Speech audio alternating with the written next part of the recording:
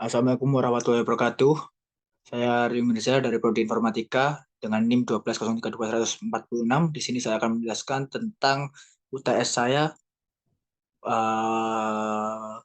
PPKK, pemrograman berbasis kerangka kerja dengan dosen pengampu Bapak Daud Muhajir.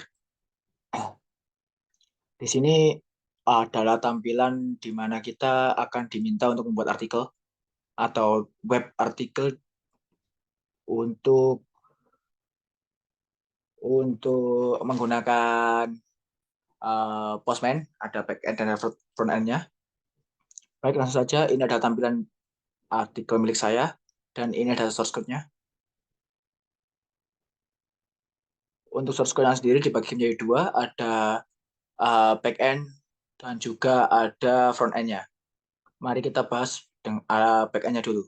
Di sini ada dalam folder config ada database.js yang di dalamnya berisi host, localhost, dan dialek MySQL hanya untuk penempatan database-nya, di mana nanti web atau artikel-artikel yang akan ditampung berada pada localhost menggunakan MySQL di exam.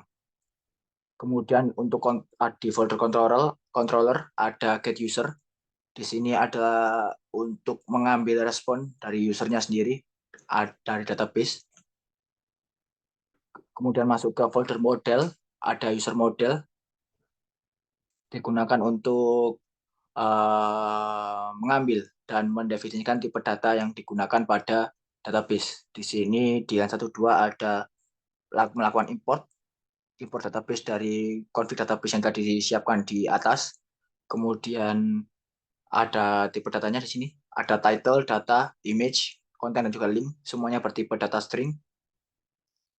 Kemudian masuk ke roots. Roots ini kita gunakan untuk melakukan root atau navigate. Kalau misalkan di pemrograman mobile untuk melanjutkan atau melakukan pemindahan layer. Di sini ada melakukan import user, kemudian user by ID, create, update, dan delete. CRUD-nya berada di sini, di root-nya. Jadi ketika ada button untuk edit, tambah, kemudian hapus, semuanya ada pada root. Di sini ada router get users saat melakukan get users. Untuk melakukan read ada get user ID, melakukan read berdasarkan ID. Kemudian ada create user untuk menambahkan tambah user baru. Kemudian ada update untuk melakukan update dan delete untuk melakukan hapus. Langsung saja di sini juga ada index.js yang berisi ekspresi-ekspresi app yang kita gunakan, pemanggilan-pemanggilan tadi. Untuk back end-nya sampai situ dulu. Sebelum lanjut ke front end, mungkin di back end juga ada yang namanya database ya. Ini database milik saya, database user dengan tabel demikian. Ada kolom ID, kolom title, kolom date, kolom image, kemudian ada kolom konten, ada kolom link, dan juga ada kolom dibuat kapan dan diupdate kapan. Lanjut saja kita ke arah front end-nya saat ini. Front end di sini ada komponen. Kita bikin komponen di dalam searching. Di dalam komponen ada add users. Di sini adalah program JavaScript untuk melakukan handling terhadap penambahan artikel baru atau menambahkan artikel ke dalam database. Di sini ada function add user dengan title, set title, use date. Kemudian ada data, date, maksud saya tanggal, set date, image, gambar, konten, dan juga link. Kemudian ada deskripsi untuk melakukan navigasi. Kemudian ada function di sini, save user untuk melakukan save terhadap data-data yang telah kita inputkan menggunakan form. Jadi ini nanti datanya akan diinput menggunakan form. Kemudian Axios postnya localhost dengan port 5000 ke user yang diimportkan seperti ini. Title, data, email, konten, dan link yang kita aturkan seperti ini. Nah, di add user nanti akan muncul tampilan seperti ini. Jadi kolom mon 5 berada di tengah. Stylingnya sendiri menggunakan background image yang saya ambil dari Unplash. Kemudian background size-nya cover, repeat no repeat, hanya styling biasa CSS-nya, kemudian masuk ke class name, kemudian fitur on submit akan dilakukan atau disimpan dalam save user. Jadi saat saat on submit nanti atau tombol submit dipencet akan melakukan saving data yang telah diinputkan pada form pada save user. Kemudian label class name line 42 hanya untuk labelnya saja. Kemudian ini input formnya. Jadi di sini ada input untuk title terlebih dahulu. Ini source code-nya dari line 44 sampai line 50. Kemudian ada inputan untuk ini tanggal, date. Kemudian ada form inputan untuk image, di mana nanti akan di on change set image ke target value-nya, yaitu image link, placeholder-nya.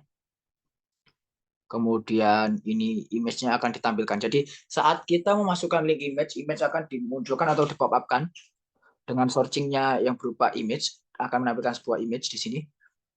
Kemudian dengan stylenya max width 100 dan max width 110 pixel.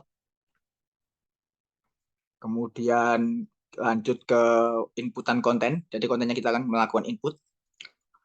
Kemudian untuk di sini ada selengkapnya. Selengkapnya di sini adalah untuk memasukkan link.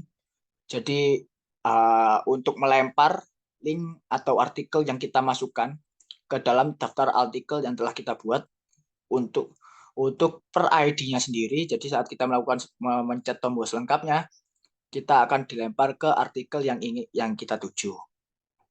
Kemudian di sini ada tombol submit atau untuk save datanya. Tanpa basa-basi lagi, mari kita coba untuk melakukan fungsi create database, create artikel yang ingin kita buat dan masukkan ke tabel di sini. Jadi step pertama kita lakukan add artikel dulu. Nah, begini tampilan dari add user tadi. Ada form title, mari kita isi. Title mungkin kita akan isi artikel 1. Date-nya menggunakan fitur tanggal browser, kita buat tanggal 21 November.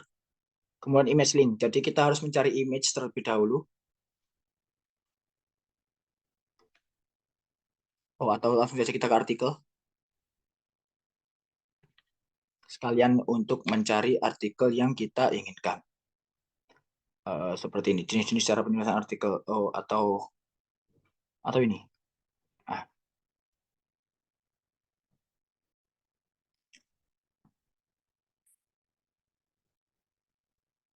kita cari image, mungkin image ini yang kita ambil nantinya. Kita copy image address, kita taruh di sini untuk image linknya. Nah, kemudian kita masuk ke konten, di sini konten, kita masukkan kontennya adalah mungkin ini ya. Kita kopas saja.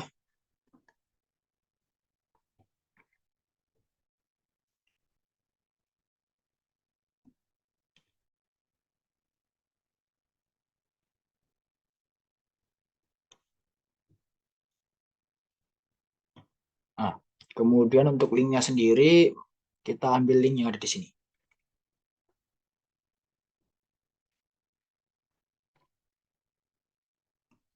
Kita lakukan save data. Nah, jadi akan muncul seperti ini. Nomor 1, ID 1, title 1, ini adalah fitur read yang telah bekerja dengan baik. Dengan tanggal November 21 tanggal 2023, image-nya muncul seperti ini, kontennya seperti ini. Kemudian untuk link, di sini link selengkapnya. Nanti kalau dipencet akan dipindahkan ke web artikel adalah ini. Artikel milik detik.com. Ini ada button action-nya. Kita lanjut dulu ke source code-nya. Nah, itu adalah tampilan di mana kita akan melakukan panggilan kepada addusers.js atau script pada button create. Kita masuk ke FCSS dulu bisa mungkin. Di sini menggunakan body, jadi body yang berada pada user list, di mana user list kita melakukan panggilan kepada bulma.css. Akan ada head 100 VH, background size-nya cover, dan posisinya center pada app.js. Nantinya akan di sini. Kemudian kita masuk ke user list terlebih dahulu. Nah, untuk user list ini merupakan program read yang saya buat, userlist.js JavaScript dari user list untuk menampilkan halaman utama tabel tadi. Di sini user list-nya seperti ini. Set user, use state, kemudian get users, dari mana kita mendapatkan get users ini dari database localhost 5000/users. Kemudian untuk delete-nya sendiri, kita gunakan delete searching by ID. Jadi saat tombol delete dipencet, nanti ID tersebut akan menghilang. Kemudian ini adalah render image-nya untuk memunculkan image pada tabel utama yang ada pada user list tadi, yang ada di sini. Ini. Kemudian untuk format datanya, format tanggal, kita menggunakan year, numerik, long, D-nya juga numerik, untuk memunculkan date seperti ini. Jadi Novembernya akan dianggap sebagai teks, kemudian 21-nya numerik, tahunnya juga numerik.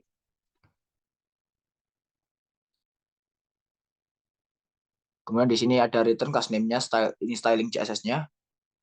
Untuk background, ini gambarnya saya mengambil dari Unsplash. Untuk background-nya sendiri, ini hanya judul label artikel. Ini adalah styling untuk CSS agar font size dari tabel tersebut dari nomor, title, date, image, content, link, dan action-nya menjadi 20 pixel. Kemudian masuk ke daerah bodinya, tabel body, di mana di dalamnya kita mengambil mappingnya menggunakan key user.id. Kemudian indeksnya sendiri +1, jadi indeksnya dimulai dari 0 +1 untuk memunculkan nomor 1 di sebelah sini. Kemudian ada user title, mengambil dari user dengan title, kemudian format datanya menggunakan user.date, kemudian render image menggunakan user.image, user kontennya konten.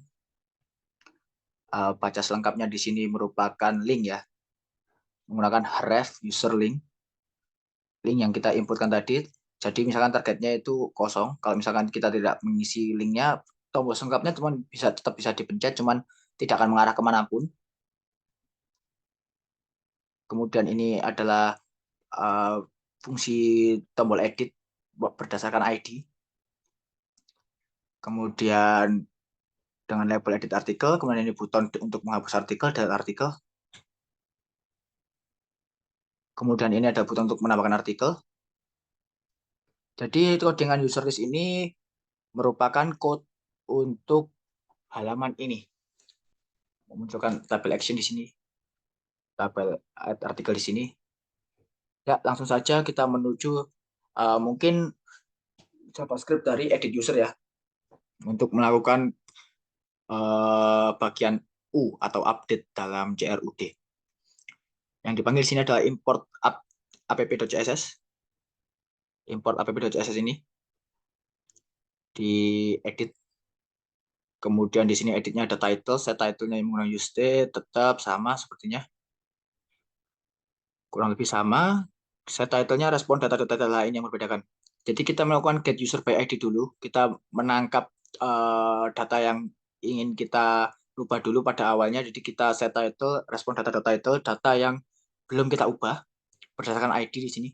Tetap dengan localhost port 5000. Kemudian ini kita lakukan update user pada function const update user asynchronous. Title, date, image, content, dan linknya juga. Kita lakukan update di sana dengan menggunakan form. Formnya berada di bawah ini form. Label dengan inputan seperti ini, type-nya teks.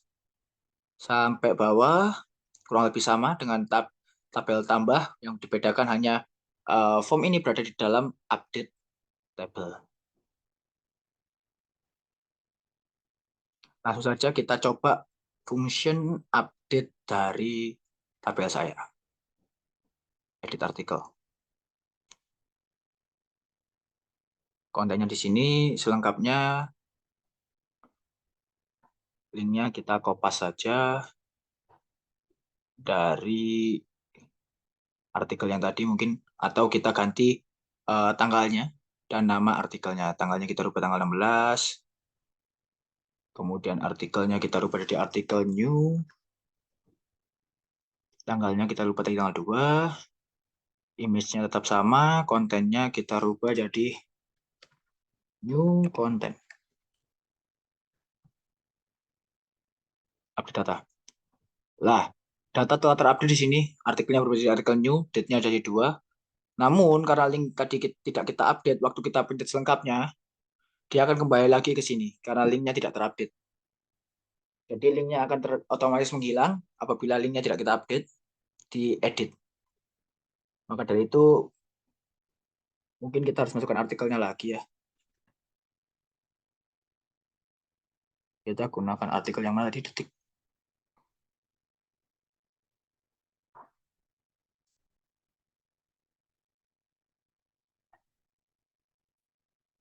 Edit artikel, kita masukkan linknya di sini.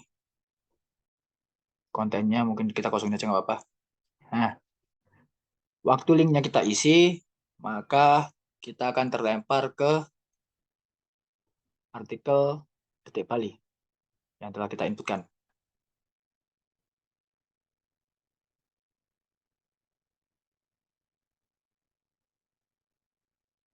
Dapat kita lihat bahwa fitur update saya telah berjalan dengan baik. Kita lanjut ke mungkin App.js-nya ya. App.js-nya di sini berisi hanya pad-pad untuk elemen add dan juga edit, di mana rute-rute yang kita miliki tadi disusun di App.js. Berisi user list yang berada pada komponen add user dan edit user agar lebih rapi saja. Bagaimana jika kita nyoba melakukan delete? Apakah fungsi delete kita telah berjalan dengan selayaknya? Ternyata fungsi delete kita berjalan dengan baik ya. Kita coba lakukan add artikel lagi, title-nya artikel 2. Artikel 2.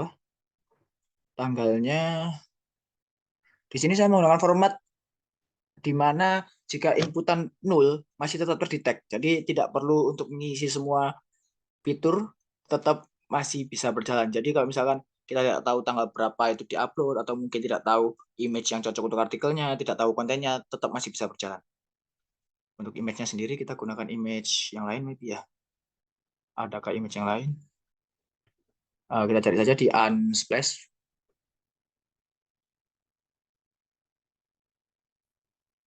Unsplash. Kita ambil ini. Copy image address. Emailnya langsung muncul di sana, kontennya kita isi berjalan. Kemudian untuk linknya sendiri kita akan mencari link web apapun ya. Kita gunakan link Unsplash ini saja di selengkapnya sebagai link tujuan kita. Save data sudah masuk di sini. Kemudian kita tambahkan lagi. Title-nya adalah artikel 2. Artikel 3 mungkin. Artikel 3, terus tanggal datanya kita coba Februari, bulan Februari 2023. Image linknya kita ambil dari Unsplash lagi.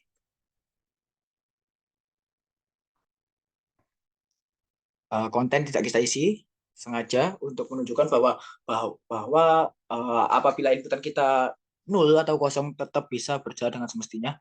Kemudian untuk linknya kita arahkan ke Google saja. Google.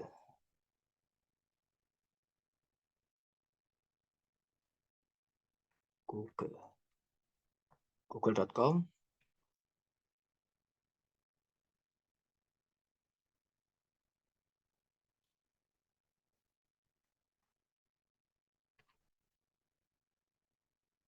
Save.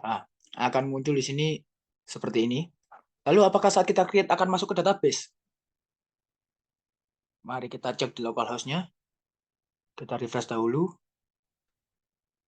Nah, di sini sudah muncul ada 2 data di sini, artikel 2 dan artikel 3 dengan image-nya seperti ini, kontennya bisa kosong, linknya di sini, created ad dan updated ad segini. Mari kita coba fitur untuk melanjutkan ke link selengkapnya. Pertama-tama kita tinggal lakukan dengan artikel 2, bisa terlempar ke Unsplash. Kemudian untuk artikel 3 juga bisa terlempar ke Di sini kita terlempar ke React App lagi, localhost 3000 google.com, mungkin karena linknya salah ya di sini ya. Inputan link yang kita lakukan salah. Jadi kita edit saja. Kita gunakan link yang semestinya. Google.com, kemudian Wikipedia,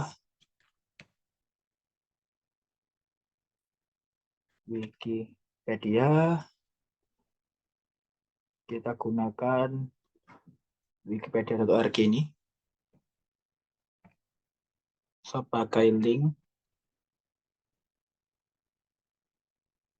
Seperti ini, dengan konten google.com. Saya klik selengkapnya kita akan terlempar ke website wikipedia.org.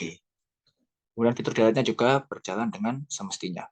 Ya, mungkin cukup sampai di sini saja penjelasan saya untuk prodi pemrograman berbasis ketenaga kerja dengan dosen pengaku Pak Daud Muhajir, di mana saya berhasil mengerjakan tugas UTS ini dengan maksimal semampu saya.